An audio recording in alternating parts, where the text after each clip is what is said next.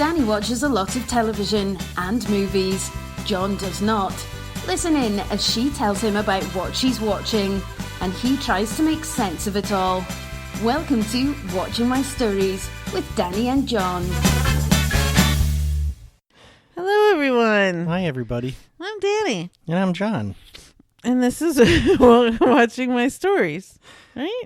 Hello. Yeah. Hello there. Wow, it's been too long. It has been a while. I don't even know how long it's been this time around. I haven't been keeping count. It's been years. It's one of those weird phenomenons that, like, every other week I do not have enough to talk about. But then, like, the day after, all of a sudden I have too much. It's weird. The day after what? The 2 weeks that we should have recorded. Oh, I get you. Okay. Yeah. So today it's a little different. We did not do an actor's corner. We didn't prepare one. But I think we have enough to talk about that this is going to take a good hour anyways. So Okay. We're going to go ahead and get started. We'll hope to make this a good hour. Yes. Even without the actor's corner. That's our goal. Yes. And we're bringing back John's joke corner. If he can get himself together. I'm really going to try. And I forgot, my mom sent me one last night, and I forgot to send it to you, so we'll save that for the next one. All right. For next time, Peggy. What did the socks say to the pants? What did the socks say to the pants? Sup, britches?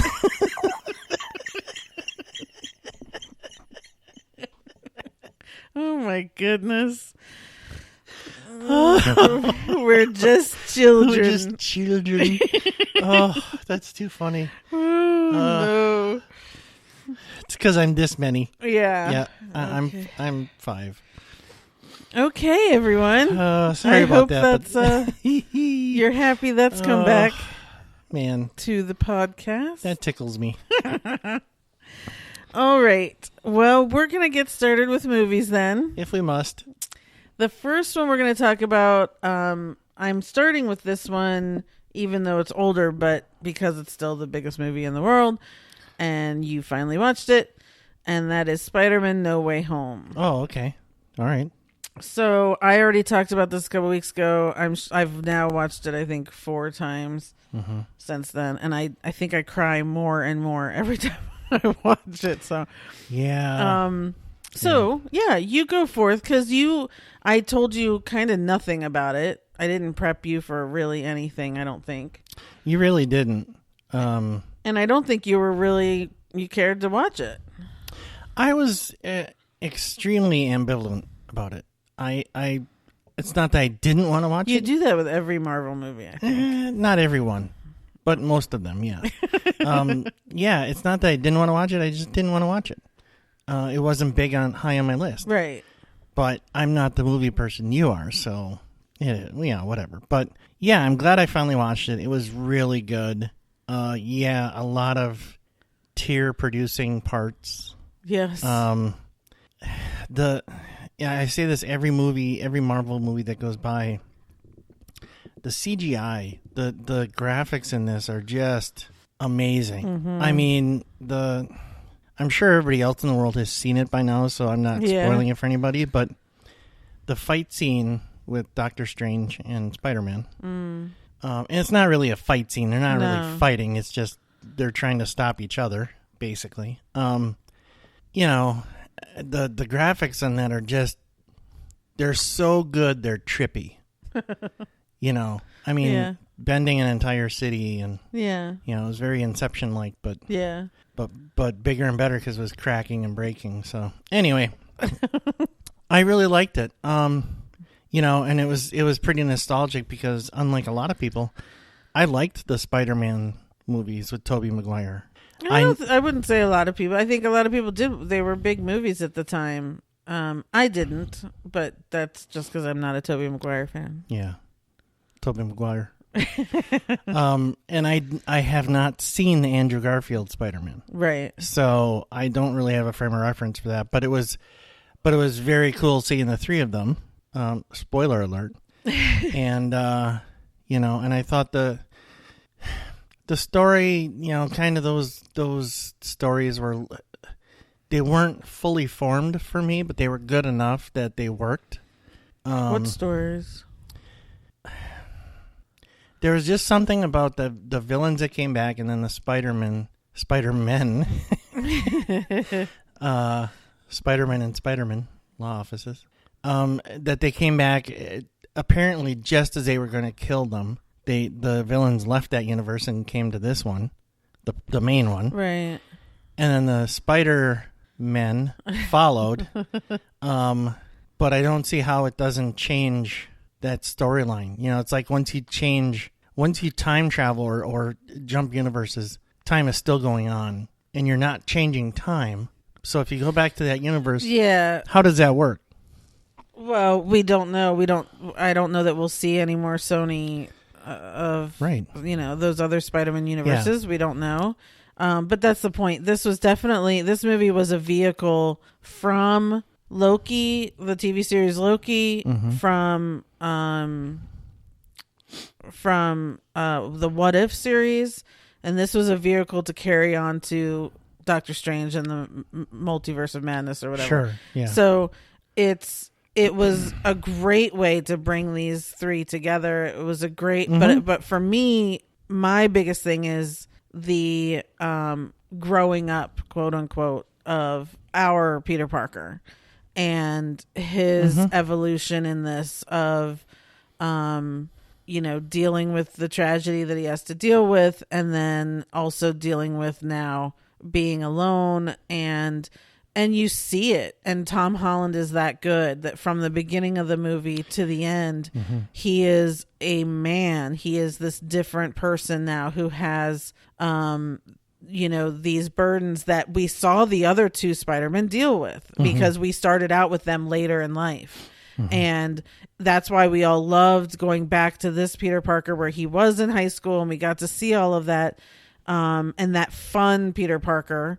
And, now he does have tragedies to carry on with him, and that's going to change him. And so I love that story and that arc and that flow, and even with Doctor Strange of getting along and not getting along. And, there's been the whole questions of which Doctor Strange are we dealing with, but I think we're seeing the dark one in the trailer for the new, and that comes from What If. And, so you haven't seen Loki or What If, so I can understand that the whole time thing and the different universes and all of that doesn't make as much sense as it's explained in Loki. Well, and it's not like it ruined anything for me. It wasn't such a big thing that this was very standalone still, I thought, because I hadn't seen so much of the recent previous stuff. Right. It was still a good movie. I mean, it's still a great movie to me. That's and good. I didn't feel like I had any open holes that bugged me. It's just the one thing that stuck to me was that kind of paradox when you really think about it. So just don't think about it. Right. The only open hole I had to tell you about ahead of time was Andrew Garfield and his Gwen Stacy moment, so that you would get that moment in the movie. Oh, why it impacted him so much when he saved MJ. So, but anyway, it's a lot of people look. It's made the most money out of any other movie. I think that's only because that's the next movie. I think Doctor Strange will make more. I think they will just continue on as this whole series goes. But a lot of people say this is the best Marvel movie ever. I still don't personally agree with that. I still go back to Endgame being the best, or I still hang on to Iron Man being the best, because to me, that first one is still just so dear to my heart that, but is this great? Is this an epic movie? Absolutely. It's wonderful. And Tom Holland is so good. And, when he starts crying, I lose it. And I immediately go back to The Impossible when he was a kid with, that whole, horrible story, and he's such a good crier in that movie. He's just a little boy, he kills me, and I still look at him that way when he starts crying, but he's so good. It wouldn't shock me if Doctor Strange doesn't make as much money, because I think Spider-Man is just a bigger character and will draw more, but I'm sure everyone has, people are following the story, and so you have to go see this one to see what happens next. Otherwise you don't understand what's going on. That's just my opinion because that's what's happening is each one keeps just. I understand that.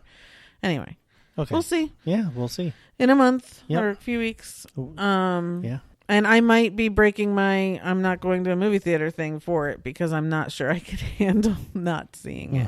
So I just think I need to find like a Tuesday night or something where it's not a crowded theater and, so we'll see. Sure. Anyway. Okay. Yeah, I'm good. I'm done. Okay. The next movie I'm going to talk about is a Netflix movie called Windfall. This was with Jason Segel and Jesse Plemons and Lily Collins. It was sold to me as this, intense, intense movie that you had to sit through and they sold it as this really big thing.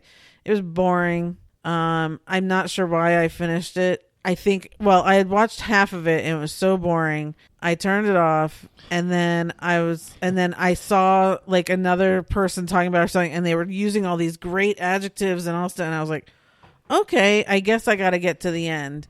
And literally bored until the last 2 minutes of the movie. And then something crazy happens. And even then I was going, huh? It feels like a play. There's only 4 people in the whole movie. It feels like a play, and it probably would be really good on stage because there's that more palpable tension where in a film it's hard to get that. Is it a play? Is this a film adaptation? I have no idea. I don't think so, but okay. I could be completely wrong. Yeah. Okay. But I personally, if you like them, I don't know. I don't even know what to say if you want to watch it or not. It's Jesse Plemons and Lily Collins are married. They have a lot of money. He seems to be like a, just a tech billionaire or something. Okay. They come to their vacation house and Jason Segel happens to be there because he was kind of robbing them, but he was about to leave the house and he gets stuck there. And so then he kind of takes them hostage and demands money, but it just kind of is boring. Okay. So I don't know. And I love every single one of them, and I was still bored. So I don't know what to say about that. I think Jesse Plemons, no disrespect to him, but him and Lily Collins is an odd pairing. I didn't feel that. Really? Yeah. Huh. Not at all. But they, again, it's kind of like it felt a little bit more like a very serious version of The Ref, which is one of my favorite Christmas movies with Dennis Leary and Kevin Spacey, and where he kind of takes them hostage and they've got their own couple issues, and so they're fighting, and Dennis Leary's like, what is your problem? I'm robbing you should be yelling at me, and yet they're having their own issues. It felt kind of like that, but in a very boring, serious fashion. So I don't know. Okay. I'd go watch The Ref instead. Maybe I will. Okay, next movie is a Disney movie that we both watched, very reluctantly, which is the remake of Cheaper by the Dozen with Zach Braff and Gabrielle Union. Yeah. This is a remake of a remake, so I love the Steve Martin versions and Bonnie Hunt.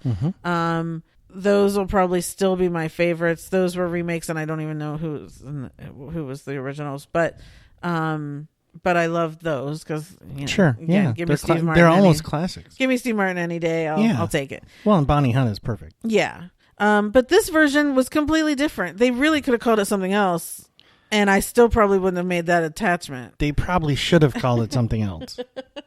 But in this version, the two had their own families and got divorced, and Zach Braff and Gabrielle Union found each other, and so they merged their families, so which makes sense. In today's world, you don't know a lot of people who have 10 kids or whatever.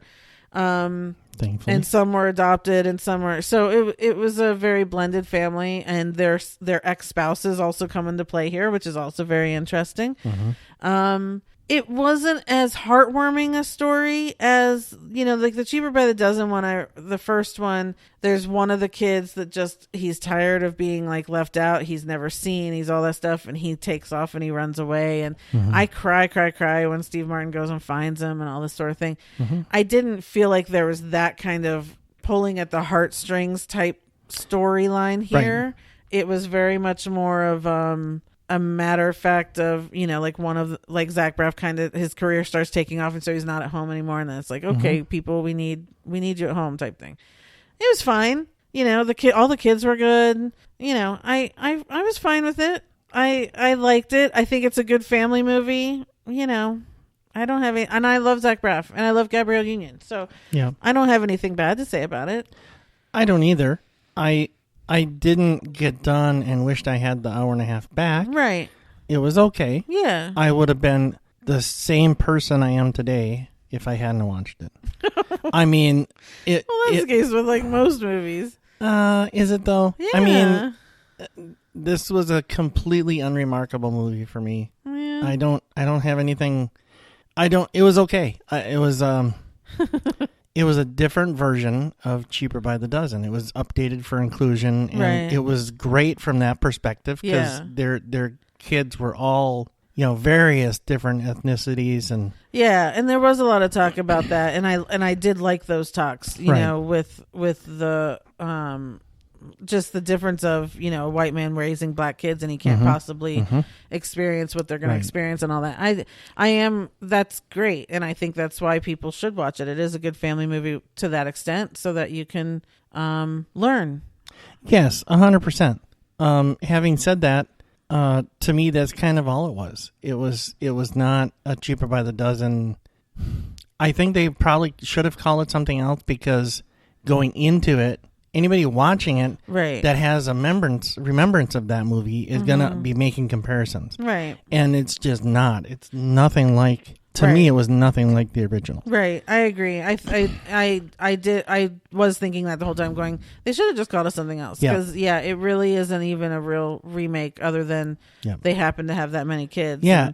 And which it got to the point for me where it was unfair to call it that, because I was making so many comparisons, or just kind of wishing it was better, more similar to that, it's kind of like, this is an okay movie, but it's just too bad. Okay. So that's just me. That doesn't, that while I feel the same way about calling it that, it still, to me, was a good enough movie to, I don't care about any of that. That's what they choose to do. They choose to do that a lot nowadays. They'll remake something and it's like, that didn't need to be called that, And how often do I call it out on that? Right, but, oh well. Yeah. I'm still going to enjoy the movie. Okay. Yeah. So that's on Disney Plus, and I think people should watch it, especially with families. I think it's a good one for kids and families. I'm not going to tell anybody not to watch it. But well, that's good. Yeah. All right. The next movie I'm going to talk about is The Bubble, which is on Netflix. This is Judd Apatow's latest movie. And I need to read off everyone who's in it, because there's just too many people that I can't even... Oh, that movie. Okay. Yeah. Peter Serafinowicz. I can't even see this now. Danielle Vitalis, Karen Gillan, Rob Delaney. I don't know if his name is Guz or Guz Khan. He was in another show that I watched. He's so funny. I think he's a stand-up too. That Maria Bakalova, who was nominated and won for the Borat movie. She's so good. Leslie Mann, of course. Iris Apatow is in this. Pedro Pascal, who is hysterical in this. He is so funny, and I cannot wait to see him in the Nick Cage movie. Yes. Because that one, the two of them look so funny together. God. I can't even. We have to talk about that, by the way. Yeah. At some point today. Okay.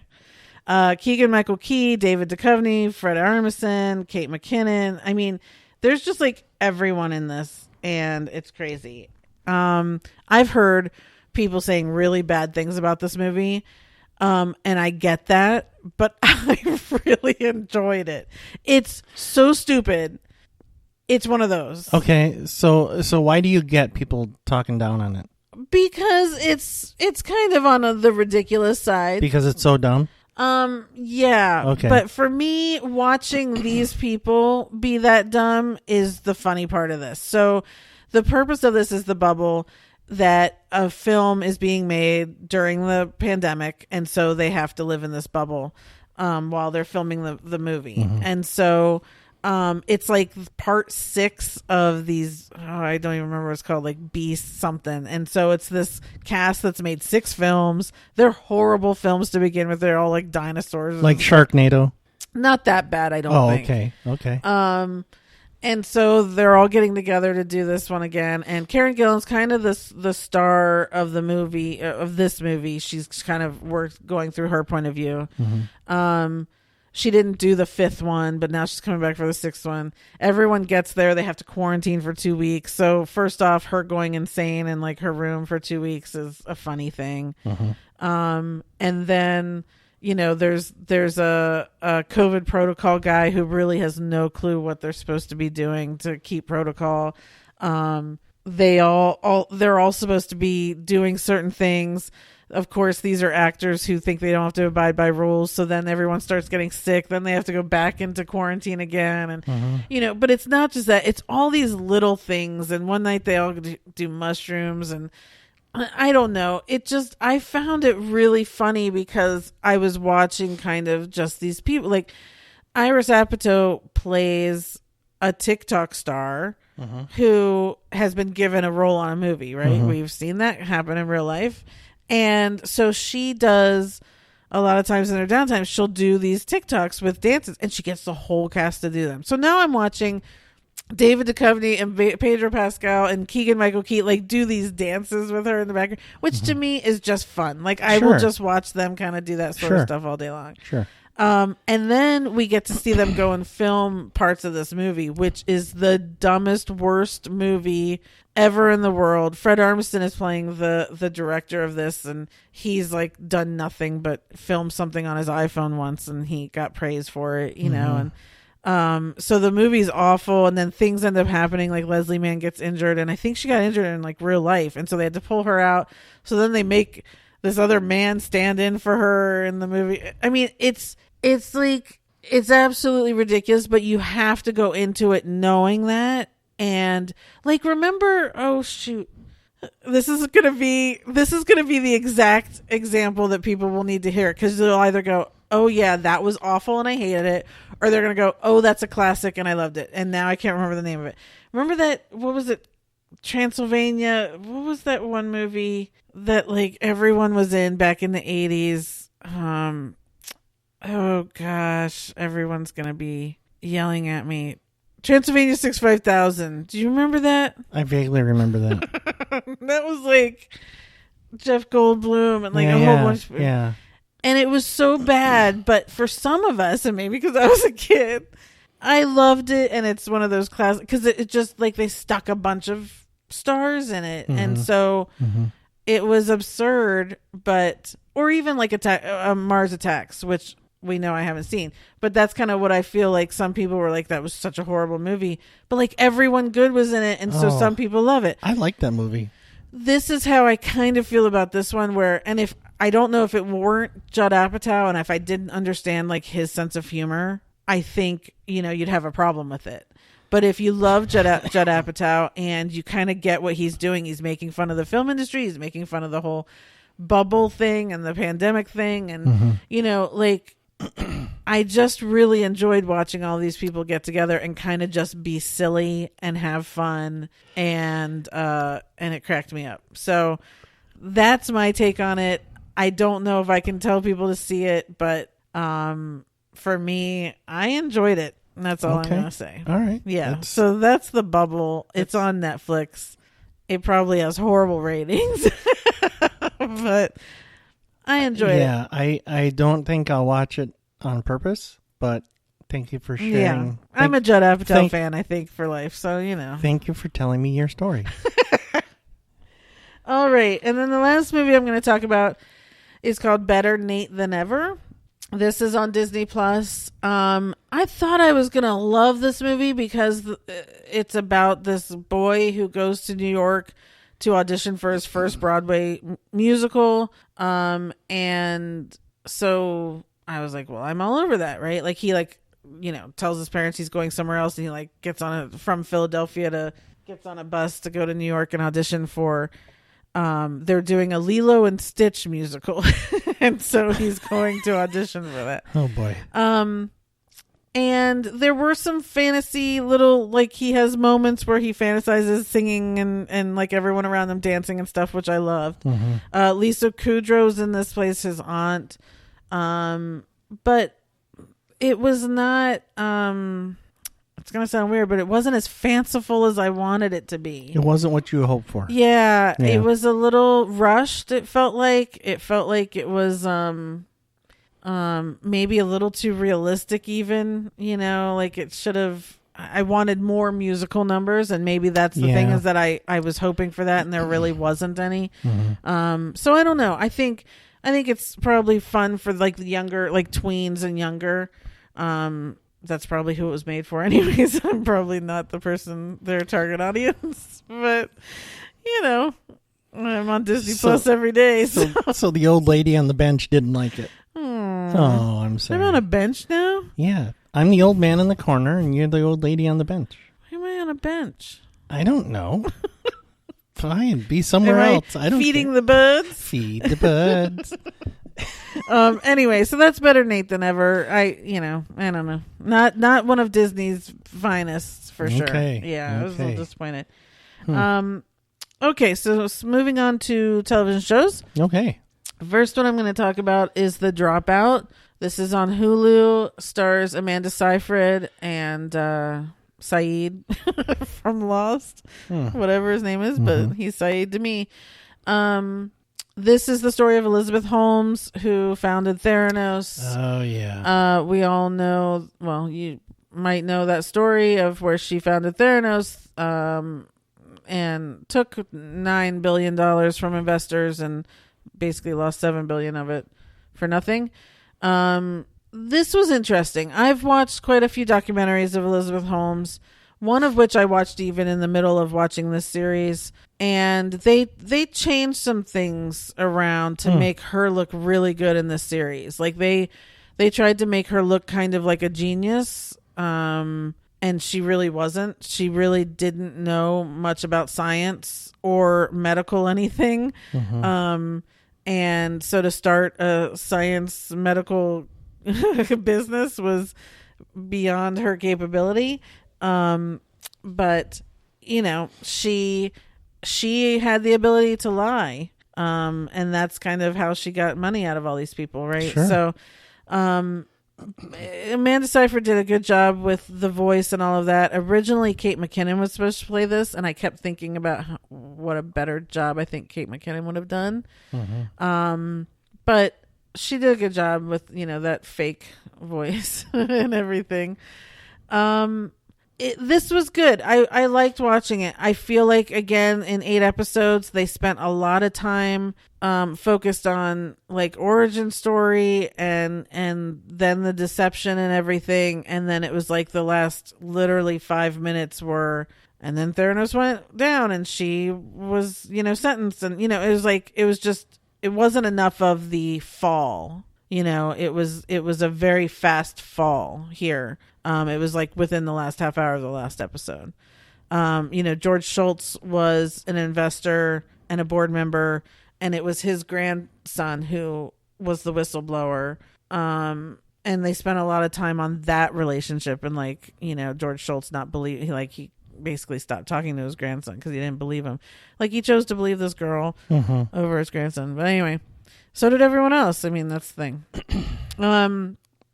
Right now, there are 3 shows out about jerk CEOs. There's the We Crashed with Jared Leto about the WeWork deal. There's Super Pumped with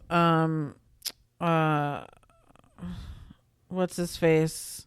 What's that about? Oh my gosh, the Uber guy.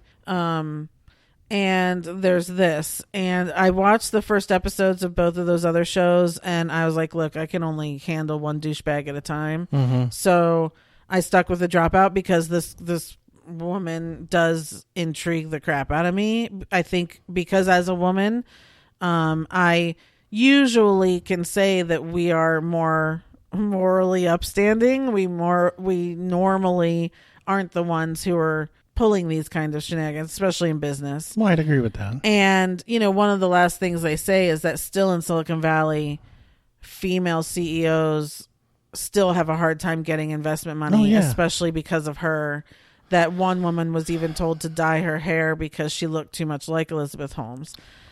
Yet we've got the WeWork jerk, we've got the Uber, and men are still getting money left and right. So, you know, but that was one of Elizabeth Holmes' first things, was that, you know, women don't get a lot of investment money, and she was doing it. And so she was, you know, oh, look, women can do it. Women can do it. And the whole time she was lying, and she knew it. And she knew she was going to take several steps back for us.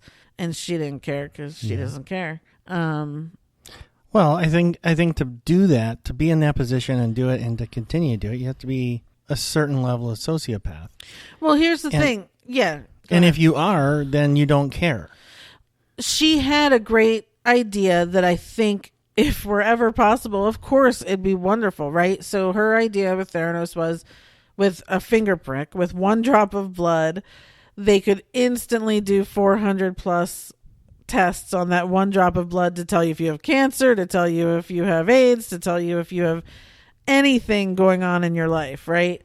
That'd be wonderful. Wouldn't we all love that? But every scientist can tell you one drop of blood doesn't hold all of that, can tell you that one drop of blood will dry out too soon to do blah, blah, blah, blah.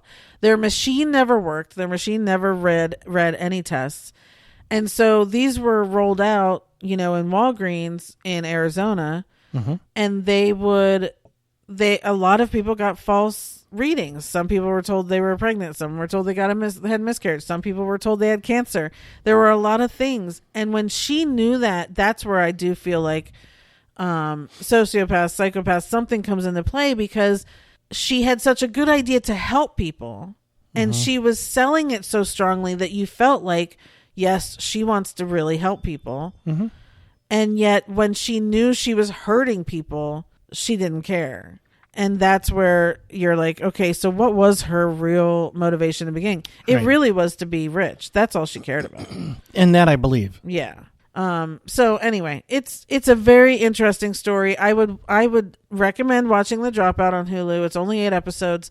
I would also recommend watching any documentaries you can find. 2020 has a good episode out there. There's a few others, just because there are some liberties that they took to make her seem better than she is. So go and watch the real stuff with real people who knew her, and let them tell you that she really didn't know a lot. And yeah, I think it's just a fascinating story. So it is kind of fascinating. And she was found guilty last year, and she's awaiting sentencing right now. She has a baby now, and you know, so it'll be interesting to see what happens. How did she have a baby? She left Sonny. You know, they broke up before the company folded, and she got together with this younger guy that they're still together, and she had a baby. Yeah, she was pregnant during most of her trial. So okay, yeah, I guess there's somebody for everybody. Anyway, so that's The Dropout on Hulu. Okay. Next show we're going to talk about one of our favorites, The Gilded Age. Oh boy. First season. This was on HBO, so now you can catch it on HBO Max. It ended quite a few weeks ago, but again, we're just getting around to this. That's true. So we're super fans of Downton Abbey. I think we could say that. Yep. So we were very much looking forward to this and seeing a whole different side of things. This obviously takes place, in 1880s, I think it was? Yeah. The Gilded Age in New York. Great cast. Amazing Broadway cast. Yeah. Amazing Broadway cast. Yeah, and I'm just going to say I loved it. I loved it, too. Yeah. Totally. It was significantly different than Downton Abbey. Yeah. But it was similar enough that you got the same vibe, which is what we were hoping for. But it was obviously the American side of things, and man, it's just so clever. It's so interesting because, you know, there are far fewer characters than Downton Abbey, probably half.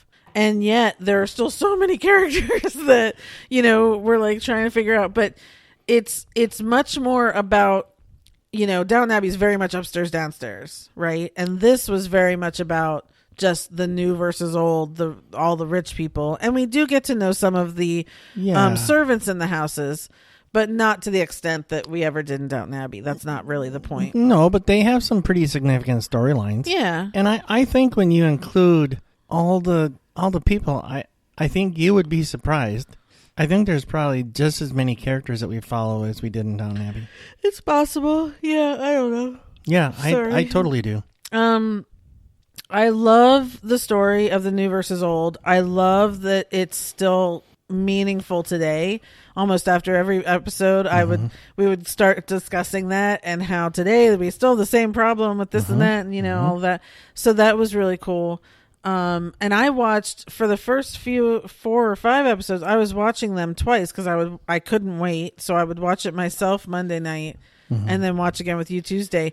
And I had no problem watching it a second time. I was just as enthralled the second time watching and it's still the episode would go by so quickly and I would be like, what is going on? So I love I could go on about each individual storyline and I don't have to. I just I loved it all. And you don't have to just people watch it. Right. Go watch it for yourself. we shouldn't. We're not going to talk about it because you need to see it for yourself. I agree with that. I'm going to say that Carrie Coon and Morgan Spector are perfection. The Russells? Yes. Yeah. And my favorites overall. But everyone is so incredibly good in the show. Every single person. So yeah, it's just worth watching and I can't wait for second season. Yeah. What is the girl's name? Brooke, the actress. Meryl Streep's daughter? Yeah, she's Meryl Streep's daughter. Yeah. And I'm still not certain I believe that, but I guess I do. She's just a spitting image of her sisters, but whatever. Louisa Jacobson. That's it. Yeah, she's really good. She's too. Everyone's so good in it. I'm so excited to see what happens and where this all goes. It's going to be interesting. Yep. So good finale, good stuff, good everything. Yeah. It's one of the few shows that we ultimately ended up watching live. Yes. That we instead of waiting to record and watch it the next day, right? We would make time to be here at 6 o'clock on Sunday night or Monday night. Right. And for him, John, that's a big deal. He likes his evenings to go and do his own thing. He doesn't spend usually past 6 o'clock with me watching TV. So for him to stay and actually kind of give up his evening for that was a big deal. But it was that good. So yes, 100%. We had to. 100%. I missed it. That's our highest grade is watch it live. Yeah, I think so. Yeah. Yeah. Like we do a tournament champions. Yep. Okay. So go watch Gilded Age on HBO Max. Next series I'm going to talk about is the 3rd season of Servant. This is on Apple TV Plus. This is such a fantastic show. I can't tell you what it's about because I don't understand anything that's happening, even after 3 seasons, which is kind of crazy. They haven't answered any questions really, and if they have, like in clues, I've missed them. But it is such an entertaining show, and it is so good. I will not stop watching. And my God, the way it ended this season, I cannot wait to see what's coming because I think it's all hitting and it's gonna go crazy. So so good, definitely worth watching. This is produced by M. Night Shyamalan. He doesn't write it. There are other writers. His daughter has actually directed some of the episodes though. And it's not creepy, it's not scary. It is just a different story. There's an explanation somewhere. There's an explanation coming. I just haven't gotten the whole picture yet. Right. So, but it's so good. They're only half-hour episodes, so you can go back now and catch up with the 1st, 2nd, and 3rd season easily. So definitely check that out. Very cool. Next series is Grownish. This is on Freeform. I'm talking about it because this was the 4th season, and this was kind of the end of, as far as I can tell, this is the end of the cast as we've known it. So this was taking Zoe Johnson from Blackish. She went to college. We got to know all of her friends. We went through her whole college experience with her. She graduated. All her friends graduated. And now it looks like Junior from Blackish, which Blackish is ending in a couple weeks, and I can't talk about it because it makes me so sad. This last episode, I was bawling because like the grandparents are taken off. Anyway, I'm just gonna miss that show. It's such a good show. So now it looks like Junior from Blackish is now going to go to this college, and he's going to carry on Grownish. So we'll probably just see a whole new kind of cast and crew around it, and that's great. And what I've loved about this show Grownish actually is, as an old person, I've learned a lot. Actually, I learned a lot about this Gen Y, whatever they are, right? Or they Gen Z? I don't even know. Gen Z, probably. I guess they are. Yeah, I learned a lot without it being like Euphoria. You know, like I can't watch Euphoria. It's a little, that's too much for me. Yeah. But in this quote dramedy type show, it was, and especially because it's a black show, it was, I don't want to say it's a black show, that sounds so stupid, but it showed me a lot actually about entire diversity of this generation and what's important to them, what they do, how they act, what you know, a lot, they cover a lot of topics, a lot of social topics. And so it's just kind of like Blackish in that way, where you get entertainment along with being informed on some level. And for my age, I liked seeing this generation be mindful. And that's what the show was really about. It wasn't about being, you know, just idiot kids. Yeah. You know, it takes you back to a different world. Like when, you know, Cosby Show and then Different World came out, it has that same sort of feeling where all of a sudden it was like, oh, here's what these kids are experiencing while they're in college. Now we get a whole new generation looking at it. So I've really enjoyed Grownish. Okay. Very cool. I've only seen a few bits as I'm walking through the room or something. I've definitely seen more of Blackish than Grownish. And I would imagine it's almost a generational thing. Blackish, you're kind of living, you know, you're kind of seeing it through Anthony Anderson and Tracy Ellis and, you know, kind of them and their parents. Right. And the kids are in there. And occasionally it touches on something at their age, but I would imagine it's reverse. Yeah. You know, in Grownish, it's very much from a young person's perspective. Totally. I've learned, you know, slang and stuff like that I just never probably would. So I really enjoy it. I think it's a good show, and I'm glad that it's going to keep going, even though Blackish isn't. And I think it is Gen Z, although I think I prove on a daily basis I'm no authority. I'm pretty sure it is. I don't know why I said Gen Y. I don't even know what that is. I don't know. So, yeah. Yeah. There's a lot more I don't know than I do know about that. Right. So yeah. Anyway, says the old man in the corner. So Grownish, it was on Freeform, so I'm sure it's on demand there, but I think they're also on. I know Blackish now is on Disney Plus. I don't know if Grownish is, so maybe Hulu too. I think Freeform does Hulu, so I don't know. But I'm sure you can find it somewhere. I'm sure. And then the next series I'm going to talk about actually came on after Grownish. So they just finished their first season called Single Drunk Female. I loved this show. So Ali Sheedy played the mom, which was crazy that she, you know, is back. But I got to look up the girl because she was really good. Yeah, wasn't she single white female? No. Was that Bridget Fonda? Yeah. But I thought Ali Sheedy was in there too. No, it was Jennifer Jason Leigh. Oh, that's right. That's right. So the main girl is Sophia Black Delia, something like that. She's Delia. Yeah, I know. She's so good. I've never seen her anything. She's really good. She's really funny. So the story is that she plays this girl Samantha. She kind of has her bottom, kind of hits a bottom of being drunk and an alcoholic, and so she starts her journey trying to get sober and being in AA. She meets all these people in AA. She has to go home and live with her mother again, which is Ali Sheedy, and that's a whole issue. She's not the most supportive. But through this whole first season, we see her get through her whole first year of sobriety. And it's really interesting. It's funny, very entertaining, but also, again, poignant. A lot of, you know, the AA staples come into it, you know, what they teach and preach and all of that sort of stuff.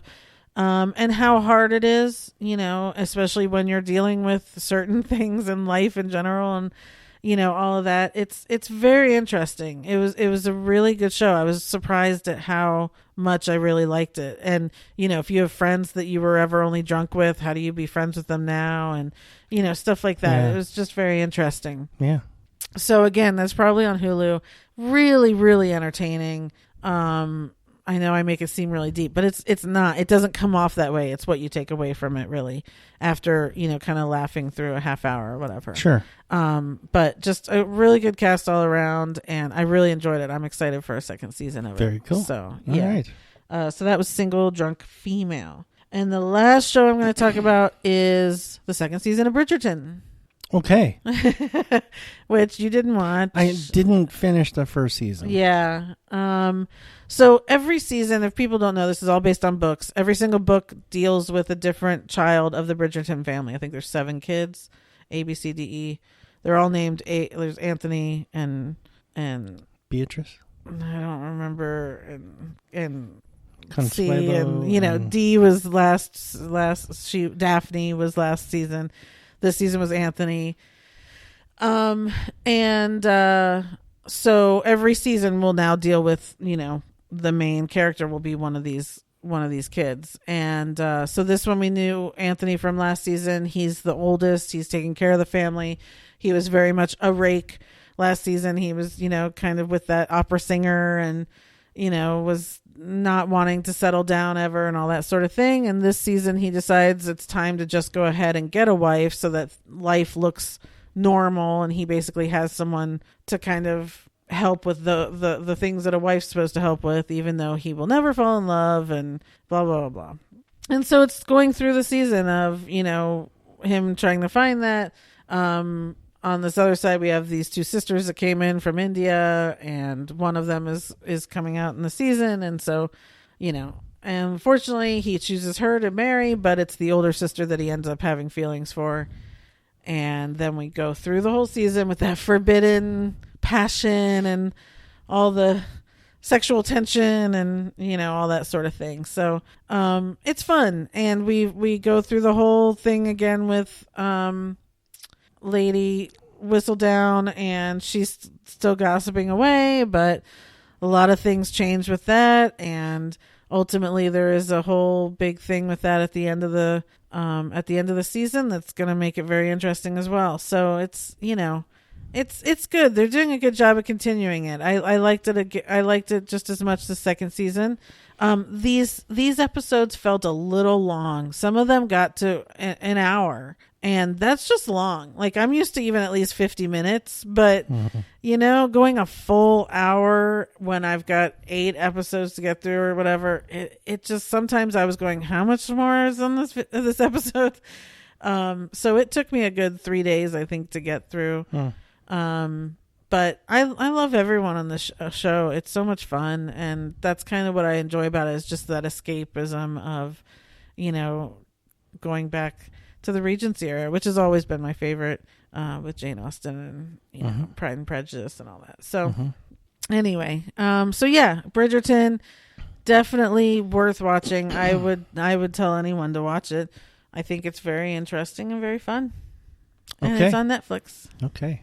So the last 2 things I wanted to talk about were just a couple of things that you finally caught up with. So there's nothing new, but I thought we'd touch on it. Oh, boy. You finally watched Hawkeye, the series. I did. Got through that. Yep. And you were we probably started it 3 months ago or something. Yep.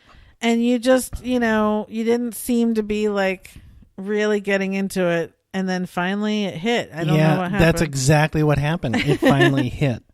Because I watched the first episode and it was good. It was okay, but I didn't feel, compelled to keep going. Okay. And then I think we watched the second one after like 3 weeks or so, and it was kind of the same thing. And then we were really struggling to find something to watch that we could both agree on, and I threw out Hawkeye, and you fought it off for a long time, but then you finally gave in, and that was the one that hit. And then I was like, yeah, I didn't want to stop. Right. I think we watched the last 2 in the same night, because you didn't, or 3. The last 3. So it took me 2 months to watch the first 2, and then I watched the rest of it in like 2 or 3 nights. Yeah, there's only 6 episodes. Yeah. So yeah, I kept fighting it because he wasn't it was never the first thing that came out of your mouth to watch. So I was like, well, I'm not going to force you to watch something that obviously you aren't enjoying. But I knew you would. And that's the thing with Marvel is I always know you'll like it because it is funny and it is, well, like Moon Knight right now isn't very funny, but it's very good. So, I just, but Hawkeye was funny. It and was entertaining and a great story and good people. Great people. Yeah. It had enough different characters that there was always something a little bit different to be watching. Right. Like the woman with the leg. Yes. I forget the character. Maya.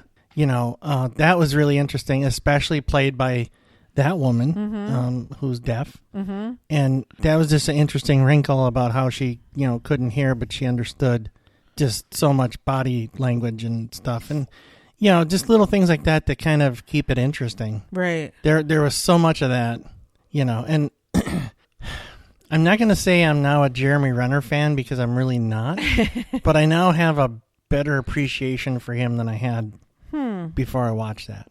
See, I'm not a Jeremy Renner fan, but I'm a Hawkeye fan. So I will watch him do Hawkeye in anything. Yeah. But I'm still not a Jeremy Renner fan to go watch him in anything. Oh, see, I think that's a difference. I don't know.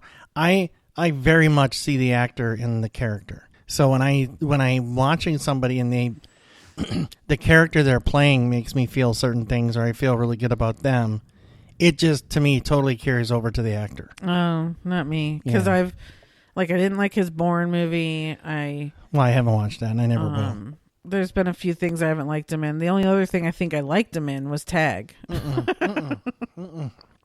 I will fight you on that one. I did not. That's one of the reasons I didn't like him. Is because well, you're not supposed to like that guy, so that makes sense. But I really disliked him. I already was not a fan of him, and then that's kind of the movie that solidified it for me. So that was the valley that he had to climb out of, as far as in my eyes. But this went a long way. Okay. Yeah. I'm not sure how it's furthering the movie because I'm not sure, or furthering the universe. They're talking about a second season, and I'm not sure how that works. So, again, maybe they'll be in a different universe. Well, now you got her, right? Haley Steinfeld. Well, she's going to be in other things. We already know that. But that other, it brought Florence Pugh a little bit further. I think so. Now there's possibilities there for her to, show up or do other things on her own or whatever. Yelena's also going to be in other stuff. So I think maybe not for Hawkeye per se, but I think other people in it will, show up periodically. Yeah, we know they will. And then trying to get you caught up on some Disney movies. Yeah. And Tangled has always been my favorite, and I've always referenced it, and he didn't know anything I was talking about, so I finally made you watch Tangled. I knew little things you were talking about, but I hadn't seen the whole thing from start to finish. Right. And finally did. You finally did. I finally did. You laughed out loud a lot. A lot. Because it's funny. It is funny, and it's emotional. Yes. Yes. Yes. Yeah. And it's awesome. And Maximilian is awesome. I'm not going to sugarcoat it. I cried. Yeah.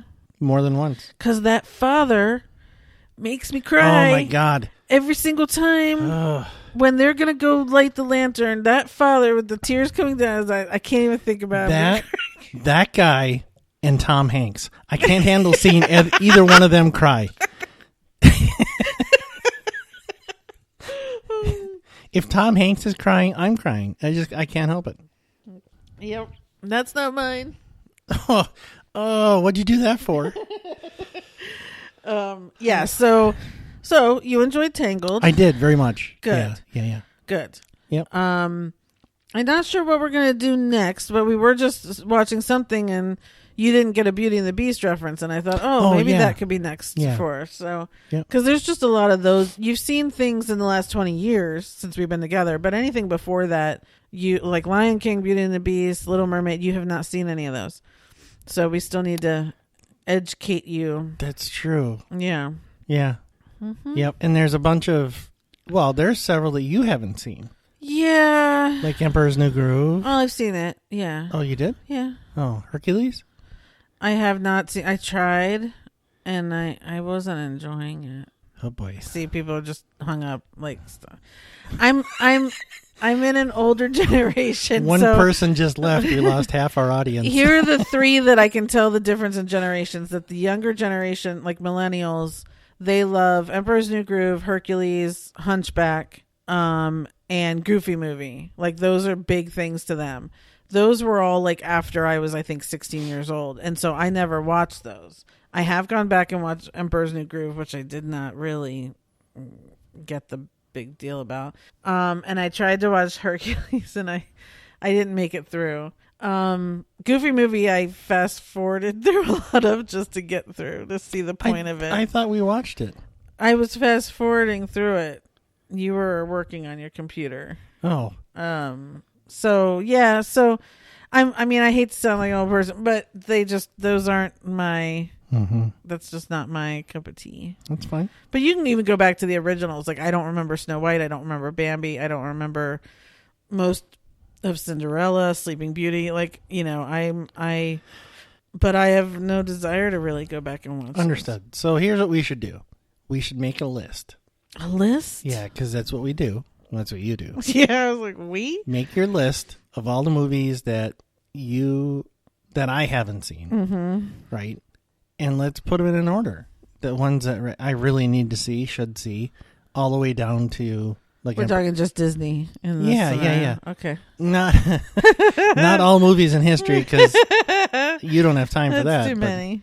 But yeah, Disney movies, and we'll prioritize. We'll start prioritizing. We still gotta finish Harry Potter too. Well, you know. Yeah. There are only so many hours in a day. I know. Pick. Talk a little, pick a little. You wanted to discuss the unbearable love of massive talent, I just wanted whatever. to get it out there that I don't know that I've ever. No, I'm very confident in saying I've never looked forward to a Nick Cage movie, and seeing the couple trailers that are out for this one. Oh my god! I'm genuinely looking forward to it. Oh my god! I cannot wait. Again, I think I'm gonna have to break my theater rule because I don't want anyone to ruin any of it. Yeah, I mean, it just looks. It looks hysterical. It looks like it could legitimately be Nick Cage's comeback movie. Well, of course, that's the point. But I hope it's as good as they're selling. Yeah, see, that's a fear, right? It has you know, you've got look, he's not bad. Like that's the part. He went somewhere, I don't know why, but he went away and did these weird movies that, you know, but again, you can go back to last year where he did Pig and people loved it and all this stuff. He's a good actor. He has an Academy Award. He is a good actor. We know this. Yes. So whatever's happened in the last 10, 15 years or however he's been gone, I will still put on Gone in 60 Seconds. I know people love Con Air. I've never seen it. I will still put on The Rock. I will still watch Peggy Sue Got Married. Leaving Las Vegas is one of my favorite movies ever, of course, because it's super depressing. So, you know, it's just giving him the right project, right? And this has to be it because he's playing that version. You know, we love when people do that, right? We love like the whole Larry David thing or, you know, Entourage, or when these people come on and they play this version of Keanu Reeves caricature of themselves, right? Yeah, it's genius that he would do this, right? You know, and with Pedro Pascal, who now, like I said in The Bubble, was so funny. I'm so excited now to see him be just as funny in this one with Nick Cage. I mean, my God, I'm so excited. And Tiffany Haddish is like, there's a lot of people in there. What movie was Pedro Pascal the villain? The Wonder Woman, 1984. Wonder Woman, that's right. Yeah, it was. Well, but he was good, I guess. Wow. Okay. Yeah. So anyway, yeah. So I don't even know when it comes out. Is it the end of this month? I couldn't tell you. I don't know either. So no, I think it's the first week of May. That's Doctor Strange. So I know they won't come out at the same time. Oh, what's it called? Unbearable Weight of Massive Talent. Something like that. Unbearable. Sorry, everyone has to unbearably listen to me. Elevator music. Of course, it doesn't have a date on here. God, I hate when they do that. Oh, April 22nd. Oh, wow. Yikes. So it's like the middle of next week. Or next Friday. Well, what's the date today? The 9th? Yeah, so next Friday is... The 22nd. No. This Wednesday's the 13th. Next Wednesday's the 20th, which means Friday is the 22nd. Do you hear it? Do you hear it, everyone? The grinding of the... Ka-chunk. Ka-chunk. Ka-chunk. All right, so we do not have an actor's corner, but Nick Cage would be a really good one. So maybe we should do that next time. There's a lot I haven't seen though. Like I didn't see any of what's the library president? National Treasure. Library Presidents. I think that's at Disney. Yeah, I never saw any of those, and I wanted to. Like, it looks good, but I just never saw it. Yeah, yeah, they were okay. Yeah. Thanks. They were okay. Well, yeah, they were. I'm not. I don't have anything else to say about it. So that was that. So, the big news we have, everyone, is we are moving at the end of May. We are moving from California to Florida. You know why? Why? We like to move it. You can't see my dancing, but I'm dancing. Joke corner's over. Oh yeah, that didn't qualify. Yeah. So we were thinking this was going to be our last podcast until July, but I don't think so. I think we can fit one more in the beginning of May. We know how important it is to you people. Yeah. Especially, well, I'm thinking now if we go see that movie and things like that. So I think we'll get one more done in May, and then we are going to have to take a couple months off because we won't be in our new house until July. Right. So just giving you a heads up there, but we will be back sometime in May with an update. Mm-hmm. And until then, I'll be watching my stories. Yep. Okay. Have fun, everyone. Thanks, everybody. Okay. Bye.